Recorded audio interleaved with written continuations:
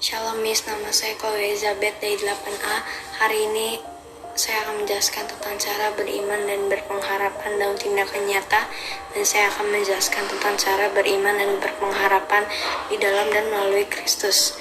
Yang pertama, saya akan menjelaskan tentang cara beriman dan berpengharapan dalam tindakan nyata.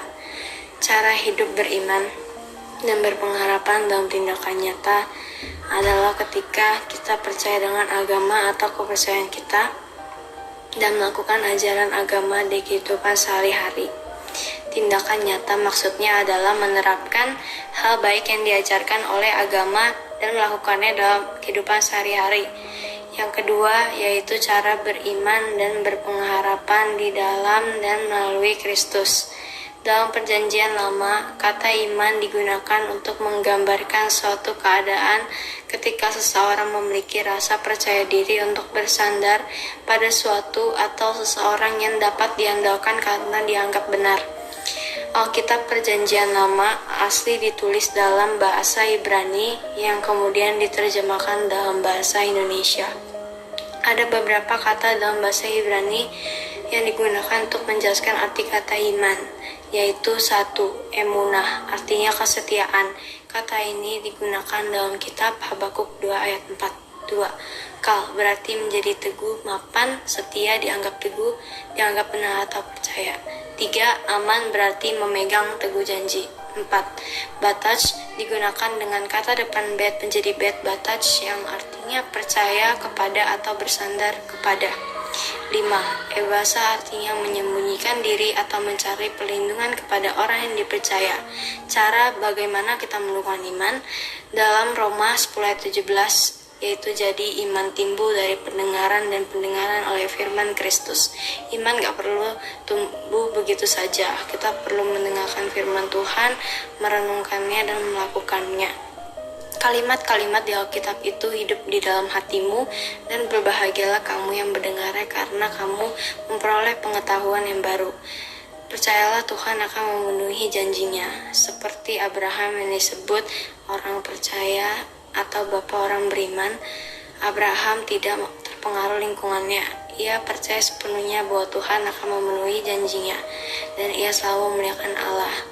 Allah menjanjikan ia menjadi bapa bagi banyak bangsa. 2 kali perjanjian lama menyatakan ia sebagai sahabat Allah, gelar yang tidak diberikan pada orang lain. Mengikuti pemuritan dalam gereja di dalam perkumpulan di mana kita sama-sama memiliki iman dalam Kristus, kita belajar untuk saling menguatkan, dan kita juga bisa menguatkan orang lain dengan membagikan pengalaman nyata yang kita alami bersamanya. Pakai dengan apa yang terjadi di sekitar kita. Terkadang apa yang dialami berbeda dengan apa yang sudah kita rencanakan sebelumnya. Tapi jika kita peka, kita bisa tanya Tuhan apa yang sebenarnya terjadi dan minta pemahaman dari Tuhan. Pikirkanlah hal yang benar saja, karena selebihnya hanyalah kekhawatiran yang melemahkanmu. Jika kamu khawatir, doakan sampai kekhawatiranmu sirna. Orang yang mengetahui dan mengerti firman Allah dan hukumnya akan berhasil dan beruntung karena mereka benar dan mencapai tujuan Allah bagi hidup mereka.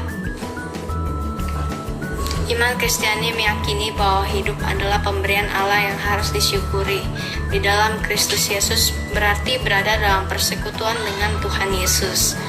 Beriman di dalam Kristus berarti hidup meneladani Kristus, percaya dan menerima pengampunannya, serta hidup bergantung pada pimpinan Roh Kudus untuk melakukan segala sesuatu yang sesuai dengan pikiran, perasaan, kehendak Bapa di surga. Iman di dalam Kristus mencakup kepercayaan yang utuh dan kata-kata yang mutlak hanya kepada Allah. Akulah jalan dan kebenaran dan hidup. Tidak ada seorang pun yang datang pada Bapa kalau tidak melalui aku. Di dalam kitab Yohanes 14 ayat 16. Menurut Kamus Besar Bahasa Indonesia, pengharapan berarti sesuatu yang diharapkan. Keinginan supaya menjadi kenyataan. Menurut Alkitab, pengharapan berhubungan dengan masa depan, kepastian di dalam hati, keyakinan yang kuat tentang masa depan yang erat hubungannya dengan janji-janji Allah. Pengharapan menyangkut sikap orang percaya ataupun mengenal Allah. Pengharapan juga sauh jangkar yang kuat. Pengharapan juga yang membuat seseorang bertahan dalam penderitaannya.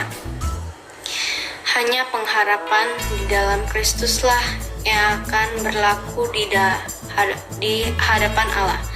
Apabila orang percaya bertekun pada pengharapannya di dalam Kristus saja, ia tidak akan mudah diombang-ambingkan oleh keadaan apapun, sebab pengharapan di dalam Kristus tidak akan mengecewakan. Dalam Roma 8, Paulus menuliskan tentang pengharapan anak-anak Allah. Hanya orang yang telah dibebaskan dari dosa yang akan mengalami kemerdekaan. Mereka menaruh pengharapannya kepada Tuhan Yesus Kristus, dan pengharapan itu adalah pasti serta tidak akan mengecewakan. Saya akan memberikan beberapa ayat Alkitab tentang pengharapan kepada Tuhan.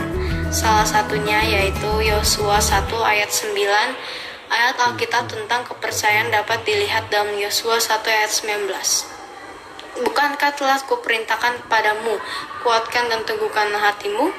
Janganlah kecut dan tawar hati, sebab Tuhan Allahmu menyertai engkau kemanapun engkau pergi. Kepercayaan akan hadirat Tuhan bagi orang percaya merupakan suatu mutlak untuk dilakukan. Ada kalanya manusia mengandalkan dirinya sendiri tanpa mau melibatkan Tuhan di dalamnya. Padahal sesungguhnya Tuhan ingin tahu dan rindu ambil bagian dalam hidup kita sehari-hari. Ketika manusia dihadapkan pada percobaannya yang dialaminya, Tuhan tentunya telah memberikan izin terlebih dahulu untuk hal ini terjadi karena Tuhan tahu bagaimana batasan dan kemampuan manusia. Tuhan tentunya akan turut ambil bagian dalam pertolongan yang diberikannya. Ayat kedua adalah Mazmur 13 ayat 5. Dalam Mazmur 13 ayat 5 berkata, "Tetapi aku kepada kasih setiamu aku percaya, hatiku bersorak-sorak karena penyelamatanmu. Kasih seperti apalagi yang manusia inginkan, tiada yang lebih besar dan hebat daripada kasih yang Tuhan berikan kepada manusia." Pengharapan akan hidup kekal adalah kebutuhan orang berdosa. Tetapi tanpa penyerahan diri kepada Allah, mustahil bisa terjadi. Hidup kekal hanya diberikan kepada setiap orang yang percaya kepada Kristus, yang beriman dan menaruh pengharapannya kepada Kristus.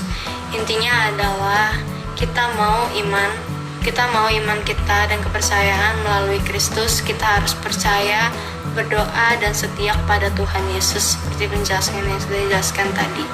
Sekian penjelasan yang saya berikan. Terima kasih, Miss. God bless you.